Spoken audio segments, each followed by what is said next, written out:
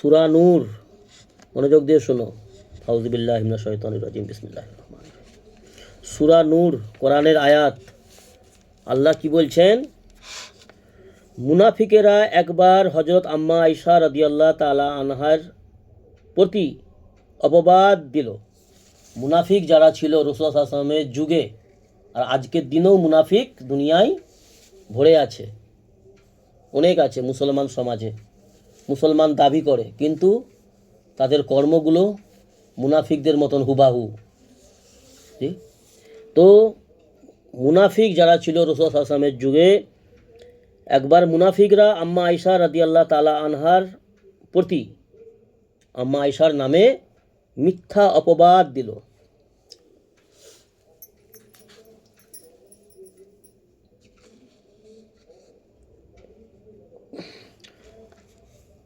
কতক সরল মনা মুসলমানও এই শোনা কথার আলোচনায় লিপ্ত হইয়া গিয়েছিল।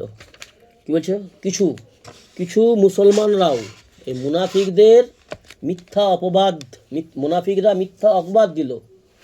আর নামে আমার নবীর স্ত্রীর নামে আম্মা আয়েশা রাদিয়াল্লাহু তাআলা আনহার নামে মিথ্যা অপবাদ, মিথ্যা তহমত লাগালো। জিনার তহমত, মারাত্মক বড় গুনাহ, কবিরা গুনাহ করলো মুনাফিকরা। আর তাতে কিছু সহজ সরল মনের মুসলমানরাও তাদের কথা শুনে, মুনাফিকদের কথা শুনে এই কথাগুলোকে তারা আলোচনা করতে শুরু করে দিল লোকের কাছে। জানো, এরকম এরকম এরকম এরকম। ওই জন্য বলছে কোনো বিষয়ে ভালোভাবে জানকারি নিয়ে তারপরে কথা বলা ভালো। লোকের কথা শোনাই কথাই হট করে কান দেবেন না এবং সেটাকে লোকের মধ্যে ছড়াবেন না। তো কিছু সংখ্যক সহজ সরল মনের মুসলমানরাও এই কথায় শোনাশুনিতে আলোচনায় লিপ্ত হয়ে গেল। এই পরিপ্রেক্ষিতে এইরকম অবস্থায় উক্ত আয়াত অবতীর্ণ হইল। কোরআনের আয়াত অবতীর্ণ হলো, নাজিল হলো। কি নাজিল হলো? আল্লাহ তাআলা ইরশাদ করছেন, এই মুনাফিকদের সমালোচনা, আজে বাজে তহমত, মিথ্যা অপবাদ দিয়া, আর তাতে কিছু সাদাসিধা মনের মুসলমানরাও যুক্ত হয়ে গেছিল, সামিল হয়ে গেছিল তারাও। তো এই পরিপ্রেক্ষিতে এইরকম পরিস্থিতিতে আল্লাহ রাব্বুল আলামিন কোরআন নাজিল করে মানুষকে বুঝাতে চাইছে বা মানুষকে ভ্রান্তির পথ থেকে সরাতে চাইছে। আল্লাহ কোরআন নাজিল করে কি বললেন? তোমরা ওই সময় আযাবের উপযুক্ত হইয়া যাইতে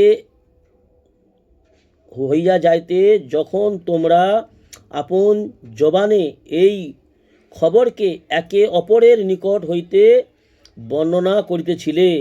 কি বলছে আল্লাহ পাক? তোমরা ওই সময় আযাবের উপযুক্ত হইয়া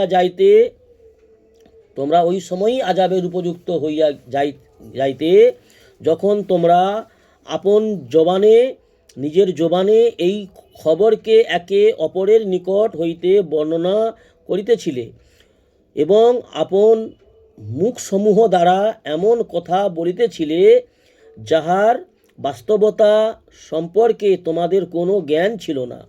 এটা সহজ সরল মনের মুসলমান যারা ছিল তাদেরকে এটা বলতেছে আল্লাহ আয়াত নাজিল করে, যে তোমরা ওদের সঙ্গে যুক্ত হয়ে গেলে, তোমরা না জেনে না বুঝে জিনিসটাকে, তো তোমরা ওই সময় তোমাদেরকে আমি আযাব দিতাম। তো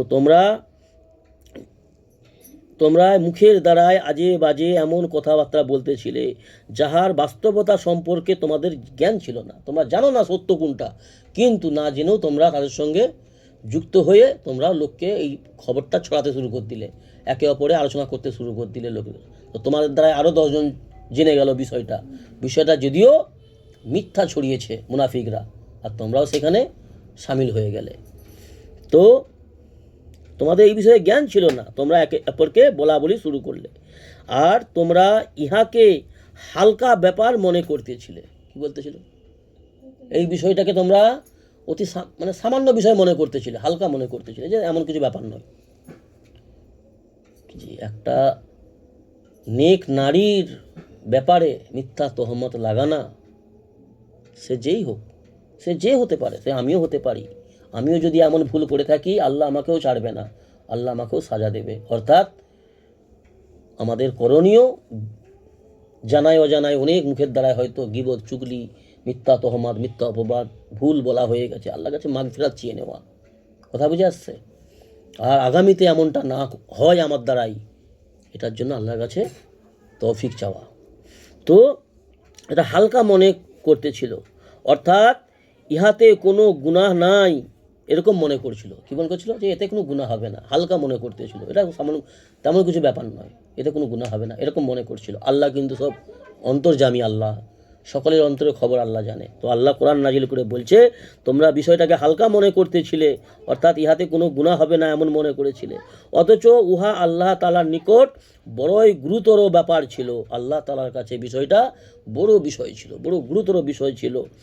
আর যখন তোমরা এই অপবাদকে শুনিয়াছিলে, তখন এই অপবাদ সম্পর্কে শুনিবা মাত্রই এইরূপ কোনো বলিলে না কেন যে আমাদের জন্য তো এমন কথা মুখ দিয়া বাহির করাও শোভনীয় নয়। তোমাদের এই কথা বলা উচিত ছিল, কিন্তু তোমরা বিষয়টাকে হালকা মনে করে ভুল করেছ। আল্লাহ তাআলার পানাহ, ইহা তো গুরুতর অপবাদ। আল্লাহ তাআলা তোমাদিগকে নসিহত করিতেছেন, আল্লাহ তাআলা তোমাদেরকে নসিহত করিতেছেন যে যদি তোমরা ঈমানদার হও তবে আগামীতে পুনরায় কখনো এমন কাজ করিবে না। যদি তোমরা ঈমানদার হও, পাক্কা মুমিন, আল্লাহর নেক বান্দাবান্দি হও, তবে পুনরায় যা করেছো ক্ষমা প্রার্থী হও, তওবা করো, পুনরায় আগামীতে এমন ভুল কখনো করিবে না। অর্থাৎ যাচাই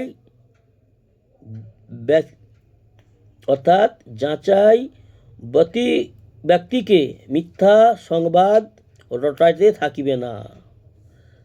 অর্থাৎ যাচাই ব্যতীত মিথ্যা সংবাদ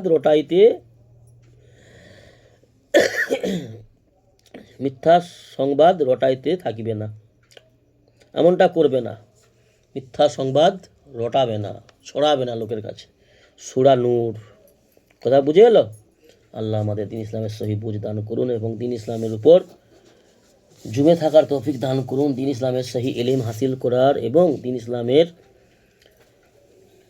সমস্ত নেক কাজগুলিকে যথারীতিভাবে রাসূল সাল্লাল্লাহু আলাইহি ওয়াসাল্লামের সুন্নত তরিকায় পালন করার তৌফিক দান করুন। আল্লাহুম্মা আমিন।